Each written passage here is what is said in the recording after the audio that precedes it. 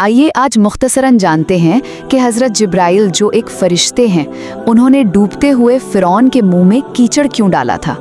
دیکھیں یہ قصہ جڑا ہے پیغمبر حضرت موسیٰ اور ان کے لوگوں یعنی بنی اسرائیل سے۔ وہ سب مصر کے ایک بہت ظالم بادشاہ فرعون سے بھاگ رہے تھے۔ تو پہلی بات ہوا یہ کہ حضرت موسیٰ اپنے لوگوں کے ساتھ سمندر کے کنارے ایک طرح سے پھنس گئے تھے۔ آپ سوچیں، ایک طرف سمندر اور دوسری طرف فرعون کی پوری فوج۔ پھر اللہ کے حکم سے حضرت موسیٰ نے اپنی لاٹھی جیسے ہی پانی پر ماری، سمندر دو حصوں میں بٹ گیا اور بیچ میں ایک خشک راستہ بن گیا جس سے وہ سب آرام سے پار نکل گئے۔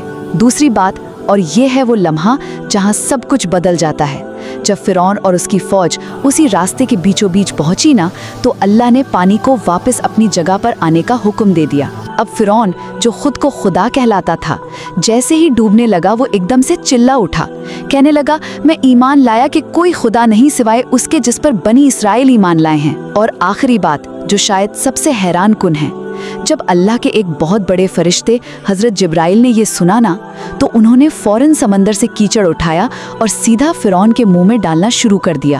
کیوں؟ کیونکہ انہیں یہ ڈر تھا کہ اگر فرعون اپنی توبہ کے یہ الفاظ پورے کر لیتا تو ہو سکتا تھا کہ اللہ کی رحمت اتنی وسیع ہے کہ وہ اسے بھی معاف کر دیتی۔ تو خلاصہ یہ ہے کہ یہ واقعہ صرف فرعون کے انجام کے بارے میں نہیں، بلکہ یہ ہمیں اللہ کی رحمت کی وسعت کے بارے میں بتاتا ہے، جو اتنی زیادہ ہے کہ ایک فرشتے کو بھی یہ خوف ہوا کہ شاید تاریخ کا سب سے بڑا ظالم بھی اس رحمت کو پا سکتا تھا۔